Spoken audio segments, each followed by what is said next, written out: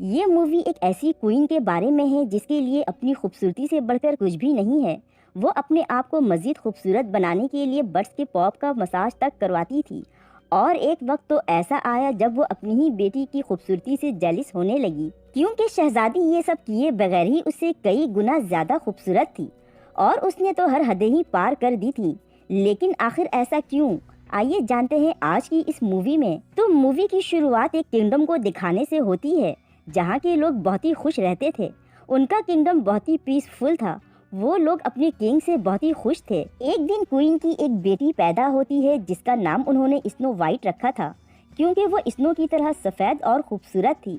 लेकिन क्वीन का snow white की पैदाइश पर डेथ हो गई थी, जिसके बाद किंग ने प्रिंसेस को अकेले ही बड़ा किया। जब वो थोड़ी बड़ी हो गई तो फिर किंग को लगने लगा कि उसकी बेटी को एक औरत की ज़रूरत है जो कि उसको माँ की तरह प्यार कर पाए। फिर बादशाह अपने लिए क्वीन ढूंढने लगा और आखिरकार उसको एक बहुत ही खूबसूरत औरत मिल जाती है जिसकी खूबसूरती का दीवाना होकर वो उससे शादी कर लेता है। कुछ दिनों के बाद किंग को जंगल में किसी बीस्ट के होने की खबर मिलती है। अपने किंगडम की हिफाजत के लिए वो उससे लड़ने के लिए जाता है। जाने से पहले वो स्नो वाइट को गुड बाय कहता है और उसको एक खंजर देता है और कहता है अपना ख्याल रखना।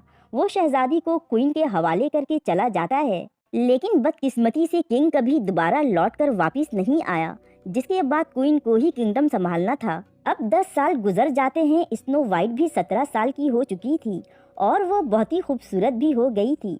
दूसरी तरफ क्वीन अब भी किंगडम को रूल कर रही थी। उसका नाम कैली मेंटियाना था। कैली मेंटियाना एक बहुत ही गैर जिम्मेदार क्वीन थी। वो किंगडम के सारे पैसे सिर्फ पार्टीज और कपड़ों में खर्च करती थी और पार्टी में वो स्नो वाइट को बाहर तक नहीं आने देती थी। उसने इतने पैसे खर्च कर दिए थे कि अब तो शाही खजाना तक खत्म होने वाला था। स्नो वाइट अपने बर्थडे वाले दिन छुपकर अपने रूम से बाहर आ जाती है, लेकिन क्वीन को जब पता चलता है तो वो उसको डांट कर वापिस रूम में भेज देती है। दूसरी तरफ जंगल में हमें एक प्रिंस को दिखाते हैं जो कि किसी दूसरे किंगडम का था। उसका नाम एंड्रियो था। वो यहाँ जंगल में एडवेंचर करने आया था, लेकिन अचानक से उसके सामने कुछ लोग आ जाते हैं जिन्होंने अजीब से कपड़े पहने हुए थे। वो दरअसल प्रिंस के गोल्ड चोरी करने आए थे। फिर यहाँ ये भी रिवील हो जाता है कि वो लोग दरअसल 7 बौने थे जिन्होंने स्पेशल सूट पहना हुआ था और इसी वजह से वो लंबे भी लग रहे थे। उनके साइज को देखकर एंड्रो को हंसी आ जाती है और वो उसका मजाक उड़ाता है।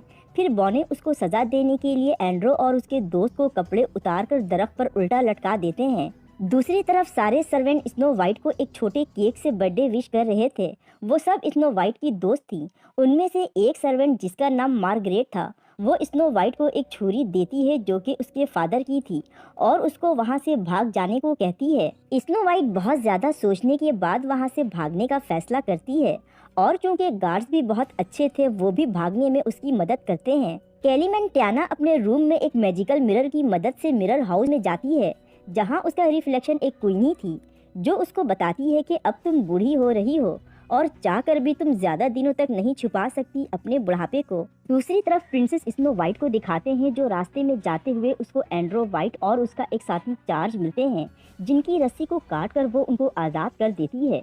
वो दोनों एक दूसरे को देखकर काफ़ी अट्रैक्ट होते हैं और पहली नज़र में ही शहजादी स्नो को वो शहजादा एंड्रियो बहुत पसंद आता है, मगर उन दोनों के रास्ते अलग अलग थे, इसलिए दोनों अपने अपने रास्ते पर चले जाते हैं। दूसरी तरफ एंड्रियो को दिखाते हैं जो कि कैली मेंटियाना के कैसल में पहुंच चुका था। वो अपनी इस हालत के लिए सॉरी भी कहता है। कैली मेंटियाना को एंड्रियो बहुत पसंद आता है। वो एक पार्टी थ्रो करके एंड्रियो को प्रपोज करने का फैसला करती है, लेकिन उसका एडवाइजर जिसका नाम ब्राइटन है उसको बताता है कि हमारे पास अब बिल्कुल भी पैसे नहीं बचे हैं, यहाँ तक कि पार्टी के लिए भी नहीं। जिसके बाद कैली मेंटियाना ने उसको टाउन के लोगों से मजीद टैक्स कलेक्ट करने के लिए ऑर्डर दे दिया। ब्राइटन उसको कहता भी है कि लोग बहुत गरीब हैं, वो इतना टैक्स अफोर्ड नहीं कर पाएंगे। लेकिन कैली मेंटियाना कहाँ सुनती, उसको तो बस अपनी पार्टी करनी थी किसी भी सूरत में। यहाँ उसने तो जुल्म की हद ही कर दिया था। ब्राइटन के पास कोई और ऑप्शन नहीं था। जाहिर है वो एक क्वीन जो थी। सीन शिफ्ट होता है और हमें टाउन का हाल दिखाते हैं। लोगों के पास खाने तक के पैसे नहीं थे। स्नो वाइट भी वहाँ पर आ चुकी थी। उसको ये देखकर बहुत दुख होता है क्योंकि जब उसके फादर थे तो यहाँ पर हर तरफ खुशियाँ ही खुशियाँ थी। अब तो लोगों का गुजारा भी बहुत ही मुश्किल से हो रहा था। उसी वक्त वहाँ ब्राइटन आकर न्यू टैक्स का नोटिस लगा देता है। जिसको देखकर वहाँ के लोग इकट्ठा हो जाते हैं और पूछते हैं कि आखिर क्वीन इतने पैसों का कर क्या रही हैं। इस पर ब्राइटन उनसे कहता है कि जंगल में एक बीस्ट आ गया है कहीं से, इन पैसों को क्वीन किंगडम के डिफेंस में खर्च कर रही हैं। ये सुनकर बेचारे टैक्स देने के लिए तैयार हो जाते हैं। ये सब देखकर स्नो वाइट दोबारा कैसल में जाती है और सारी बातें मार्गरेट को बताकर रोने लगती है। वो कहती है कि मैं अपने फादर के किंगडम को इस तरह बर्बाद होता हुआ नहीं देख सकती। जिस पर मार्गरेट उसको संभालती है और क्वीन के पार्टी के बारे में बताती है जिसमें एंड्रियो भी होगा। ये सुनकर स्नो वाइट एंड्रियो से हेल्प मांगने का सोचती है। पार्टी के लिए कैलीमेंटियाना अपने आप को सबसे खूबसूरत बनाने के लिए अलग अलग तरह से तैयार होती है, लेकिन फिर भी स्नो वाइट ही इन सब में सबसे खूबसूरत लग रही थी। कैलीमेंटियाना वैसे तो एंड्रियो के साथ डांस करना चाहती थी, मगर उससे पहले ही एक दूसरा आदमी आ जाता है और वो भी क्वीन को पसंद करता है, जिसके बाद एंड्रियो खुद ही स्नो वाइट के पास आ जाता है। वो एंड्रियो को कैलीमेंटियाना की हरकतों के बारे में बताने ही वाली थी, मगर वो उसको देख लेती है, जिसके बाद स्नो वाइट भागने लगती है। लेकिन कैलीमेंटियाना के ऑर्डर पर ब्राइटन स्नो वाइट को पकड़कर क्वीन के सामने ले आता है, जिसके बाद वो उसको बहुत डांटती है क्योंकि स्नो को पार्टी में आना अलाउ नहीं किया था। इस बार स्नो वाइट को भी गुस्सा आ जाता है और वो क्वीन से कहने लगती है कि वैसे भी ये थ्रोन मेरा है और आपने आज किंगडम का और यहाँ के लोगों का जो हाल कर दिया है, कोई भी आपको अपनी क्वीन नहीं मानता। कैलीमेंटियाना को स्नो की बातों पर बहुत गुस्सा आ गया था, इसलिए वो ब्राइटन से कहकर स्नो वाइट को जंगल में हाथ बांधकर छुड़वा देती है ताकि वो बीस्ट उसको खा जाए। ब्राइटन स्नो वाइट को जंगल में ले तो आता है, मगर उसके हाथ खोल देता है ताकि वो वहाँ से भाग पाए और कहता है कि जितनी जल्दी हो सके यहाँ से भाग जाओ। स्नो वाइट भागने लगती है, लेकिन बेचारी एक ट्री की ब्रांच से टकराकर वहीं बेहोश हो जाती है। सीन कट होता है और कैसल में ब्राइटन को दिखाते हैं, जो कैलीमेंटियाना को किसी दूसरे जानवर के ऑर्गन्स दिखाकर कहता है कि ये स्नो वाइट के हैं, बीस्ट ने उसे खा लिया है। ये देखकर तो क्वीन की खुशी की कोई इंतहाई नहीं थी। वो ये खबर महल में सबको बताने को कहती है। उधर स्नो वाइट को भी अब होश आ चुका था और वो खुद को उन्हीं 7 बॉनों के घर में देखती है जिन्होंने एंड्रियो को भी लूटा था। उन्होंने स्नो वाइट को दरअसल किडनैप किया था। ये सोच करके वो प्रिंसेस के बदले में तावान मांगेंगे, लेकिन स्नो वाइट उनको सारी बात बताती है कि उसकी स्टेप मदर यानी क्वीन कभी भी सोना नहीं देगी, और वो भी स्नो वाइट के बदले में, क्योंकि वो तो खुद स्नो वाइट को मरवाना चाहती है। ये सब सुनकर ड्वार्फ को भी लगता है कि अगर स्नो यहाँ रही तो उनकी जान को भी खतरा हो सकता है, इसलिए वो उसको जाने के लिए कहते हैं। लेकिन स्नो वाइट के इंसिस्ट करने पर वो उसको एक रात के लिए वहाँ रहने की इजाज़त दे देते हैं। दूसरी तरफ ब्राइटन टैक्स कलेक्ट करके दोबारा कैसल आ ही रहा होता है कि रास्ते में वो ड्वार्फ उससे गोल्ड चुरा लेते हैं। ड्वार्फ जब वो गोल्ड लेकर घर जाते हैं तो स्नो वाइट ने उनके लिए मज़े के खाने बनाए थे, जो देखकर वो बहुत खुश होते हैं। फिर गोल्ड देकर वो उनसे पूछती है कि ये किसका है, जिस पर वो लोग उसको बताते हैं कि ये टाउन के लोगों का है, जिसको कोई ने टैक्स के तौर पर कलेक्ट करवाया था। स्नो वाइट उनको वो गोल्ड्स वापस करने के लिए कहती है टाउन के लोगों को, जिस पर वो ड्वार्फ मना कर देते हैं और कहते हैं कि नहीं, हम ये वापस नहीं करेंगे, क्योंकि जब क्वीन ने हमें टाउन से निकाला था तो किसी ने भी हमें रोकने के लिए आवाज़ नहीं उठाई। फिर वो अपनी पुरानी जॉब के बारे में बात करके लड़ने लगते हैं, जिसका फ़ायदा उठाकर स्नो वाइट वहाँ से गोल्ड लेकर भाग जाती है। ड्वार्फ भी उसके पीछे जाते हैं, मगर स्नो वाइट टाउन के लोगों को गोल्ड्स वापस कर चुकी थी। वो लोग प्रिंसेस को अपनी हीरोइन मानने लगते हैं, लेकिन स्नो वाइट क्रेडिट खुद ना लेकर ड्वार्फ को दे देती है, जिस पर टाउन के लोग ड्वार्फ से बहुत खुश होते हैं। जिसके बाद ड्वार्फ की सोच भी टाउन के लोगों के लिए बदल जाती है। फिर वो लोग घर आकर स्नो वाइट के साथ मिलकर चोरी करने का फैसला करते हैं, लेकिन अब चोरी वो लोग क्वीन से करके लोगों को देने वाले थे। ड्वार्फ स्नो वाइट को भी चोरी करने की ट्रिक सिखाते हैं, जैसे तलवारबाजी, अपनी खूबसूरती से कैसे किसी को धोखा देना है।